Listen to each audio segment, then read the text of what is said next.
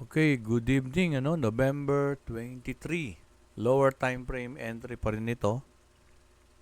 Inulit ko yung video kasi may mga other video ako na play, baka ma-plug ako sa YouTube,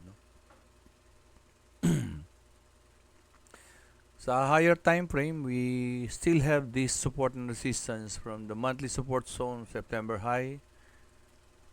Ito yung September high. And then the October low. And then the monthly resistance price or the all-time high, yun siya.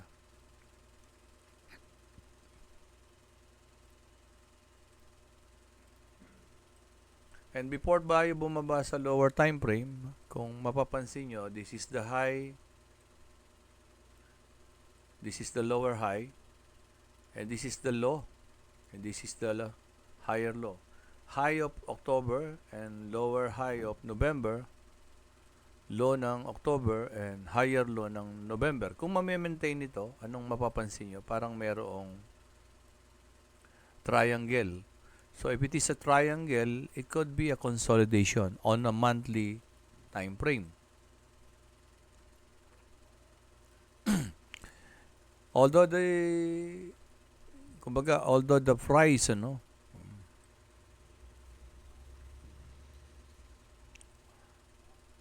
although the price action is very bullish talaga dito sa dalawa na to, suddenly on the month of October, nagkaroon ng rejection.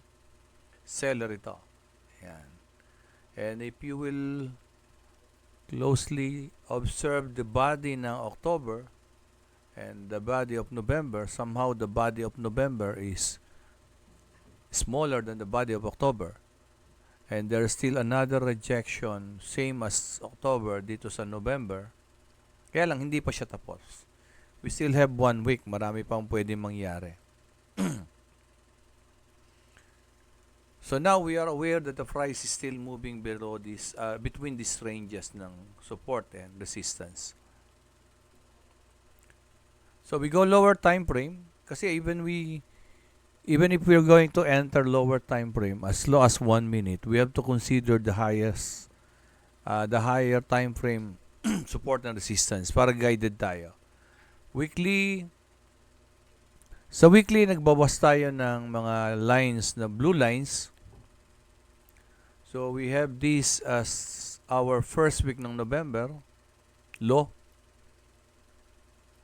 And then the first week ng November, high. Ayun, November high. This is the second week of November. This is a week.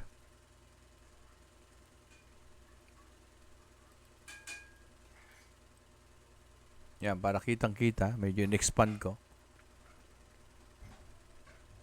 Again, this is the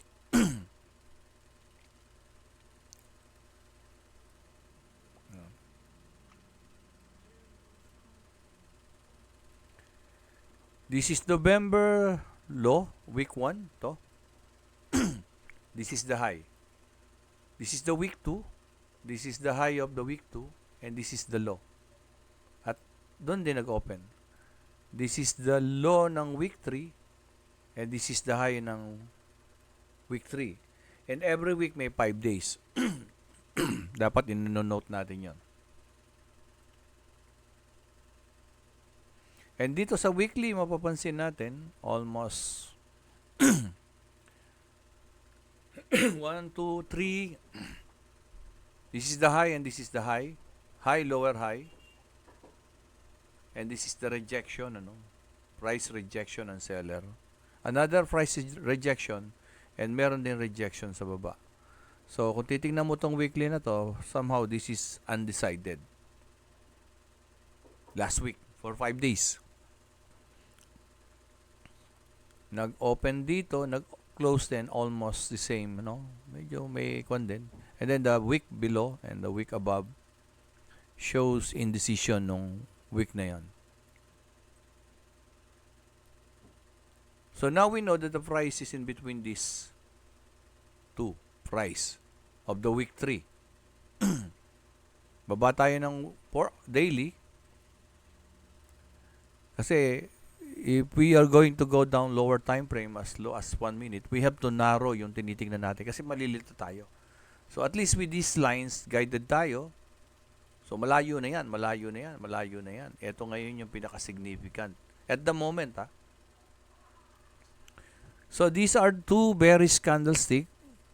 Although na may mga weak, no, sa ibaba taas, the high neto at high neto at low neto somehow indicate that merong bearish bias o pagbaba. This price open here, makyat doon, bumaba, and then tumaas uli. So, and then nag-gap down, tumaas, bumaba, tumaas uli. So, high, lower high, low, lower low. Yan. So, somehow may bearish bias. Kaya lang, nandun yung price between these two significant resistance and support. Yan. Support zone and then resistance zone. So, ito ngayon yung pinaka-target natin. Lower time frame as 1 minute. So, again, inanarrow natin. Kasi kung pati ito ngayon, titingnan natin, layo pa yan. Layo pa yan. If really want, ayan, okay na yan. Tapos na yan. Dito na tayo nakatingin ngayon. Lower time frame lang. So, you have to clear your mind sa mga ganong masyadong maraming noise. 4 hours.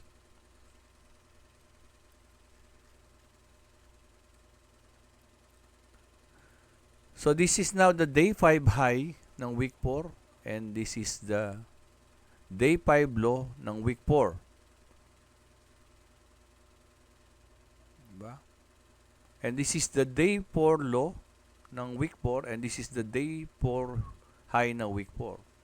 So, ito ngayon yung resistance zone. Ito naman yung support zone.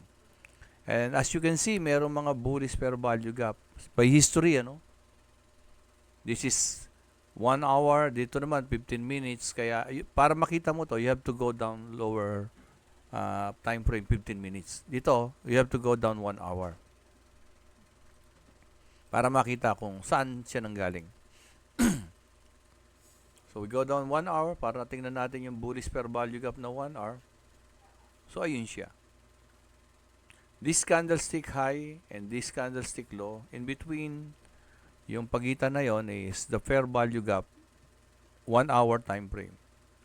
At ayan siya, na mitigate na siya. Umakyat, then the price, binisita niya uli yung fair value gap na ito. At yung day 5 low, week 4, ayun, dun siya nag-bounce, sa fair value gap. And then, kung titingnan nyo to, since 1 hour pa, hindi pa masyado nakikita yung double bottom yan, pero halos double bottom na yan. Ayan, 1, 2. And then neckline. Kung sa 30 minutes yan, nag-close dito yan, pwede ka nang mag-buy dyan hanggang dito. Kung 30 minutes naman, dito nag-close, pwede ka mag-buy dyan hanggang dito. Pag nag-pull back naman, pwede kang mag-buy dito hanggang dito. Ayun yung mga swing high. So, every swing high, hinihintuan talaga. Kaya lang, nasa 1 hour. Baba tayo ng mas... So, nakita na natin kung saan galing itong bullish fair value gap. Nung umakyat siya, na-create yung bullish fair value gap. At karaniwan yon binabalikan. Yun ang maganda sa lower time frame na fair value gap, binabalikan talaga. Madalas. Mabilis. Ngayon, ito yung mga high, lower high, yan. Low, lower low, yan, lower low. So, somehow parang may ganun siya.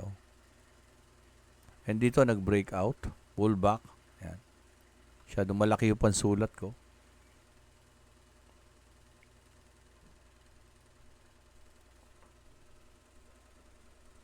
Again, ayun, 1, 2, 3, 4, 5, 6, 7, yan. Ayun, breakout. Diba? So, pwede mag-enter diyan talaga. But let us go lower time frame, as low as 1 minute. Ngayon, nung mag-breakout dyan, ito siya. Oh. Di ba? Ayan, oh, double bottom, breakout, uptrend. Yan. Tapos dito, nagkaroon ng choke. Tapos nagkaroon ng break na structure. Yan. Tapos nag-reject ito dahil dito.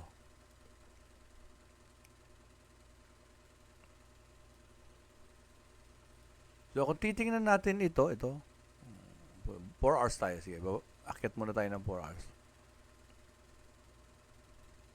Magmula sa galaw na ito, sa galaw na ito, bullish ito ngayon yung naging huling galaw. Varies, tapos may rejection sa baba. Going down lower time frame, kailangan makita natin yon.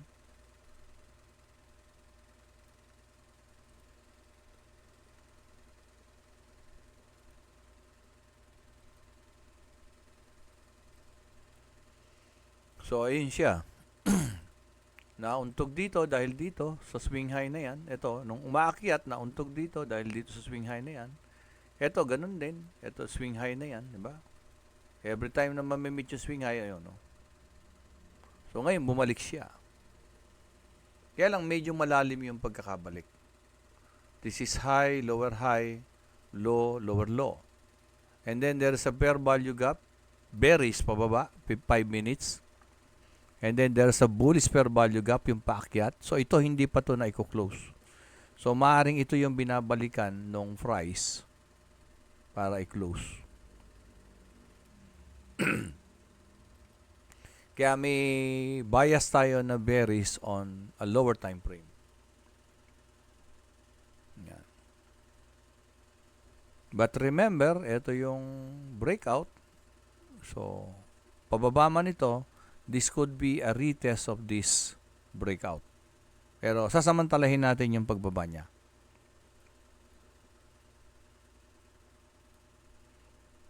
So, since meron ng, may sign of pagka-bearish siya, baba tayo ng 30 minutes. So, ayun, yan, ano? Di ba, ayan yung consolidation. Consolidation pa rin yan, triangle. Ito naman, yan. So, kung pinanood nyo yung video, kung saan lumabas, tulad nito, lumabas, bumagsak. Ito naman ngayon, tayo natin bukas, kung saan lumabas, pwedeng balikan ito. Kasi, bearish fair value gap ito, isasara niya to bago bababa uli.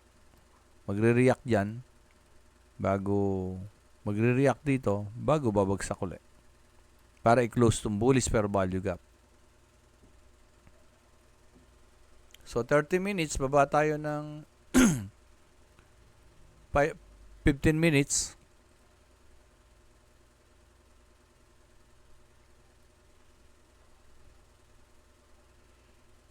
So, ayan yung mga consolidation bago, ayan.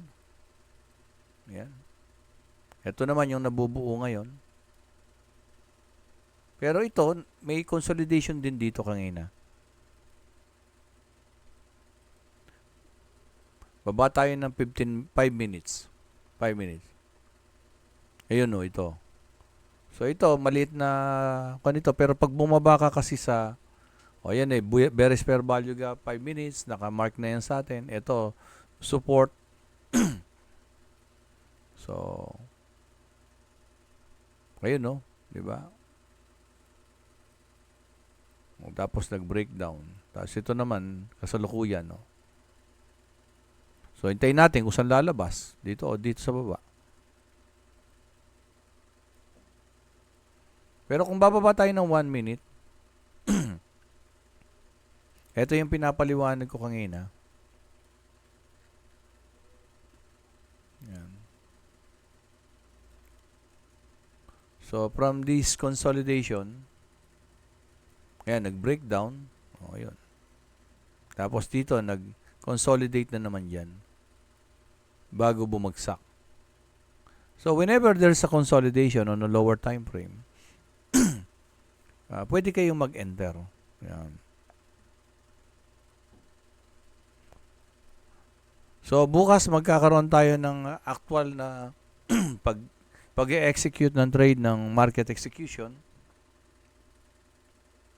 Katulad nga nung pinaliwanag ko, let's say mag-order ka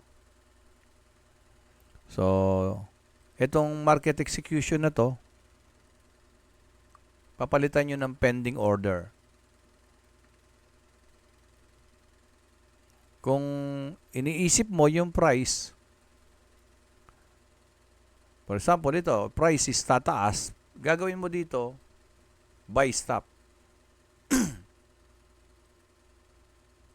Yan. Lagay mo yung entry price mo rito, tapos dito yung stop loss. Kung pataas yan, dito yung entry mo, dito yung stop loss mo. Parang gano'n. Dito naman yung TP. Yan. Lagay mo yung price nito sa TP, stop loss dito. Tapos yung price dito ng entry, yun ay ilagay mo dito sa price.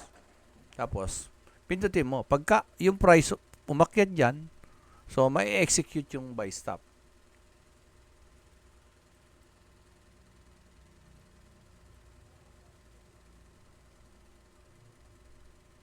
So, kailangan sinusukat nyo rin. This is 1 minute. Ano? Kailangan sinusukat nyo rin yung range nito. Ayan, tulad nito, this is 48. Kaya kung yan ay tataas, makakuha ka man lang ng 67 dyan, mga 20 pips, panalo ka na. Kung hindi naman, bababa, papalitan mo to. Instead na buy stop, sell stop. So, dito ka pumasok. Halimbawa yan, nakita mo may ganyan. Pasok ka dyan. Stop loss dito, entry dito, TP dito. Entry dito, stop loss dito, TP dito. Yan. Yung price nito, lagay mo dun sa stop loss. Yung price nito sa entry, price. TP, ito naman, lagay mo dito. And then, pindutin mo yung place, pagkas. So, pending yan. Pag pumasok dito yung price, mag-execute yung trade. Ngayon, gusto mo, lagyan mo parehas. Isang buy stop, isang sell stop. Pag umakyat, panalo ka. At hindi bumaba, hindi ka nanalo dito pero hindi ka rin natalo. Pero paano kung bumaba? Panalo ka rin. Hindi umakyat, hindi ka natalo dito, hindi ka rin nanalo. Pero paano kung yung may high impact news? Ganun. Panalo ka parehas. Yan. Basta tandaan nyo lang, huwag masyadong lakihan yung TP nyo. Yung tamang-tama lang, mga 10 to 20. And gawin nyo to sa demo account, tapos practicein nyo muna yung pag-execute. And tomorrow we will have another Zoom, 7 p.m. We will try to use demo account para ipakita to. Pati yung mga execution nito hanggang makabisado nyo. Okay?